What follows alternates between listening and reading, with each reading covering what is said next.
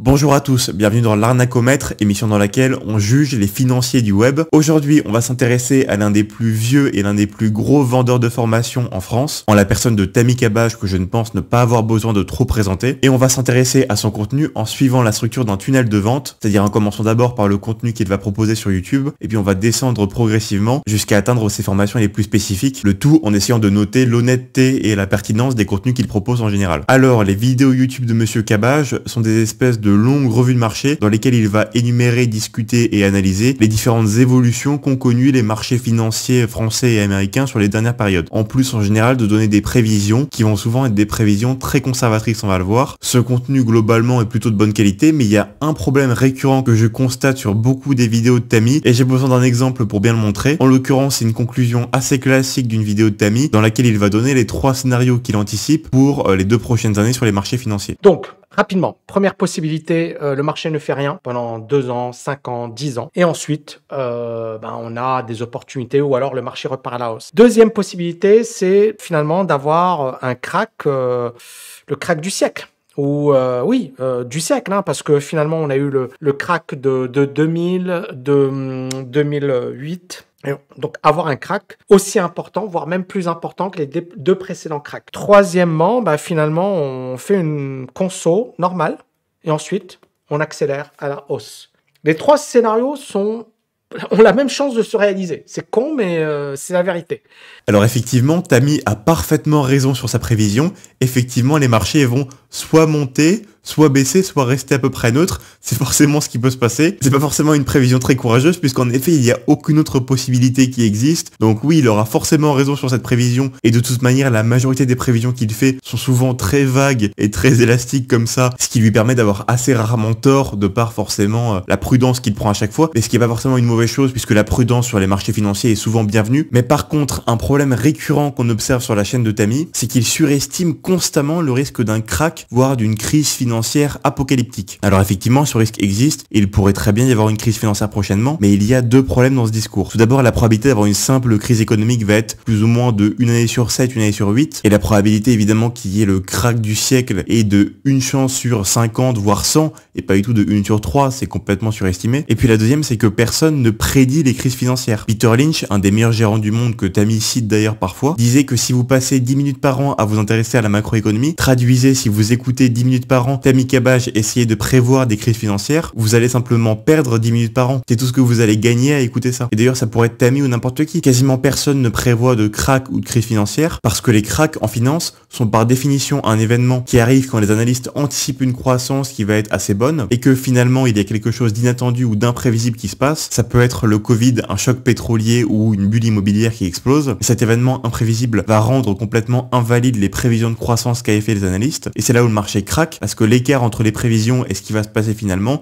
est très élevé. Et si par exemple en 2023 les analystes anticipent une croissance assez mauvaise et que la croissance est effectivement assez mauvaise, c'est pas ça qui va créer le crack du siècle. Le problème qui arrive quand Tammy fait une vidéo par mois minimum sur la crise apocalyptique qui va arriver, c'est que ça installe un climat de peur, presque de paranoïa chez l'audience et que ce climat de peur empêche de prendre des bonnes décisions d'investissement et à l'inverse incite à soit ne pas investir, soit à investir de manière excessivement défensive, ce qui est pas forcément une très bonne idée. C'est un petit peu le même principe que quand les médias passent leur temps à relayer des informations absolument horribles sur des meurtres effroyables qui arrivent tout le temps. Ça crée un climat un petit peu de peur et de paranoïa qui peut plonger les gens dans une angoisse qui est pas forcément très bénéfique et très justifiée. Le consensus au niveau de ce que recommandent les très bons investisseurs, c'est simplement d'accepter le fait qu'à tout moment il peut y avoir une news horrible qui déclencherait une crise financière effroyable et de simplement ne pas porter trop attention à ça, notamment parce que personne ne peut prévoir vraiment ces crises financières et de simplement investir de manière assez stricte. Et je vais donner un exemple un petit peu absurde, mais par exemple Bernard Arnault ne s'amuse pas à vendre ses actions LVMH dès qu'il sent un ralentissement macroéconomique quelconque. J'ai jamais vu vendre ne serait-ce qu'une toute petite quantité d'actions et pour autant ça l'a pas empêché de devenir l'homme le plus riche du monde. On va passer à l'histoire de la vie de Monsieur Cabage. Tout d'abord, gros point positif de sa chaîne, c'est que c'est l'un des rares à avoir vraiment une expérience dans la finance et à avoir des études adaptées. Ça peut paraître bête, mais la plupart de ses concurrents vont être pâtissiers, pompiers ou autodidactes, ce qui fait qu'ils vont souvent avoir des lacunes théoriques assez basiques que Tammy ne va pas avoir. Cependant, l'histoire qu'il raconte sur son site est tout de même très caricaturale, assez romancée je pense, et même assez incohérente avec elle-même. Par exemple, dans la partie Golden Boy, Tammy nous explique que c'est un analyste à Londres, ce qui est sûrement vrai encore une fois, mais qu'il est absolument génial, qu'il anticipe 3 cracks différents parfaitement et que c'est une véritable star dans son domaine. Cependant, 2 paragraphes plus bas, il explique que sa rémunération mensuelle est de 3000 € net. Alors je sais que ça peut paraître beaucoup, 3000 € net, mais quand on est une star de la finance à Londres dans les années 2000, les rémunérations sont absolument astronomiques et les vraies stars du domaine pouvaient avoir des rémunérations annuelles en millions de livres par an. En réalité, 3000 €, ça correspond plutôt au salaire d'un ultra débutant. Et de la même manière, un analyste brillant qui anticipe tous les cracks parfaitement et que tout le monde adore ne se retrouve pas au chômage un an plus tard sans aucune raison valable, vraiment. À mon avis, pour rentrer dans un espèce de schéma narratif d'entrepreneur américain, il a voulu comme ça caricaturer ses hauts et caricaturer ses bas, mais la réalité c'est que c'est sûrement pas une superstar de la finance à l'époque. Bon, jusque là tout va bien, des petits détails par-ci par-là qui vont être un petit peu romancés ou je ne sais quoi, mais globalement c'est pas mal. Cependant, on va arriver sur des choses qui sont un petit peu plus dérangeantes, en commençant par les méthodes de vente de Tammy, et notamment via sa newsletter. Dans les mails qu'envoie Monsieur Cabage à sa communauté, on a l'impression qu'il pourrait raconter absolument n'importe quoi pour vendre sa formation, au point quasiment d'aller insulter sa communauté. Alors je vous ai trouvé un exemple, un mail sobrement intitulé « C'est de ta faute !»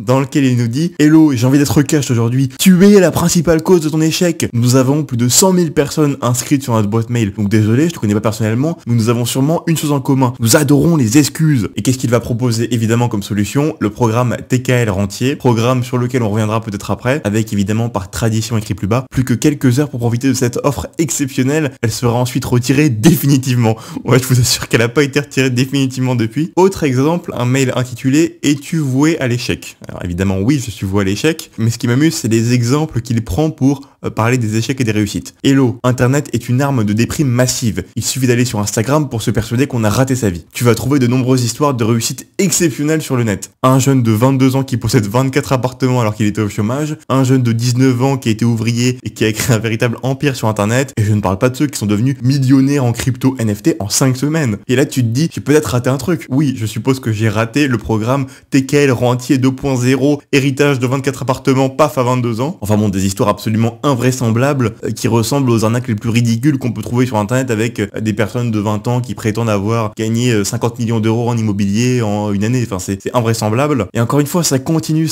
Tous les mails ressemblent à ça. On va que avoir des espèces d'argumentaires invraisemblables où il y a en gros 2 options. Soit on rate sa vie de manière misérable, soit on achète le programme TKL Rentier. Voilà, mais il y a que 2 options différentes. Et les méthodes de vente de Tammy, globalement, sont quand même un peu indignes pour une personne de son âge et qui est censé être un expert très respecté et respectable. Alors vous vous dites sûrement que ce groupe privé TKL Rentier doit être absolument extraordinaire. Eh bien, gros point positif de Monsieur Cabage, c'est que vous pouvez accéder gratuitement à ce groupe Facebook privé sur lequel on peut trouver l'intégralité du livre audio Agir, qui est un petit peu le cœur des formations de Tammy Cabage. Et donc vous pouvez essayer par vous-même et vous faire votre propre idée. Moi, à titre personnel, je considère que c'est du semi-bullshit, vaguement financier, qui évidemment ne va pas rendre quelqu'un riche comme ça magiquement. Mais ce qui est très bien, c'est que vous pouvez tester une grosse partie du contenu de Tammy Cabage, et comme ça, normalement, si vous allez acheter une de ces formations, vous n'allez pas à être surpris de la qualité du contenu ou ce que vous allez trouver à l'intérieur, puisque ça va être sensiblement comme ce qu'il y a dans le livre Agir, je suppose. Et le fait qu'il montre comme ça une grande partie du contenu, c'est quand même beaucoup plus honnête que d'autres formateurs qui vont justement cacher à l'inverse et faire comme si la formation était extraordinaire alors que c'est complètement basique. Et en ce qui concerne les vraies formations de Tammy Cabage, alors évidemment c'est très cher et très dispensable. Vous allez par exemple trouver une formation à 2497 € pour investir value, enfin c'est invraisemblablement cher, alors qu'un livre à 10 € va vous donner plus d'informations et de meilleure qualité. Sur la page de vente des formations, je pourrais trouver 50 000 trucs à dire, mais je vais pas tatillonner sur chaque détail parce que ça n'aurait pas d'intérêt. Par contre, il y a une formation qui me dérange particulièrement, ça va être la formation option de Tammy Cabage. Tammy nous parle d'un portefeuille Booster Plus qui aurait fait une performance moyenne entre 1998 et 2023 de 20% par an et qui aurait fait lors de sa pire année en 25 ans une performance de plus 0,15%, ce qui veut dire que ce portefeuille n'a jamais eu une seule année négative de toute son histoire, et ce qui ferait donc de Tammy largement le meilleur gérant de toute l'histoire de l'humanité. Et pour prendre une situation comparable, c'est comme si un monsieur de 50 ans qui s'appelait Norbert venait vous voir en disant que c'était le meilleur joueur de tennis au monde. Vous lui diriez, mais non Norbert, tu es mollasson, un peu gras et tu as 50 ans, n'est sûrement pas le meilleur joueur de tennis au monde actuellement, qui doit être Novak Djokovic ou Rafael Nadal. Et si en fait dans une situation parfaitement comparable, des personnes se permettent sur internet de vous faire croire que ce sont les meilleurs gérants du monde, c'est parce que les gens connaissent mal l'investissement. Mais si vous transcrivez la situation à un domaine comme le tennis ou le football que quasiment tout le monde connaît, il paraît absolument évident que non, Tammy n'est pas le meilleur gérant de l'histoire de l'humanité. Et s'il l'était, c'est pas la première fois que je le dis, dit, il ferait un vrai fonds d'investissement dans lequel il aurait des vrais investisseurs avec des performances qui sont vérifiables. C'est pas très compliqué pour Tammy de faire un fonds d'investissement aujourd'hui, mais là c'est comme si Norbert, 50 ans, vous disait, sans avoir jamais fait une seule compétition, que c'était le meilleur joueur de tennis au monde. Non, ce n'est pas le cas. D'où vient le graphique que nous montre Tammy? En fait, il a fait ce qu'on appelle un backtest, et je peux faire exactement la même chose en live devant vous. Voilà, j'ai pris 3 actions différentes pour me constituer un portefeuille, et vous voyez par exemple que ce portefeuille que j'ai inventé il y a 2 minutes, sur les années 2013 à 2023, il a fait une performance de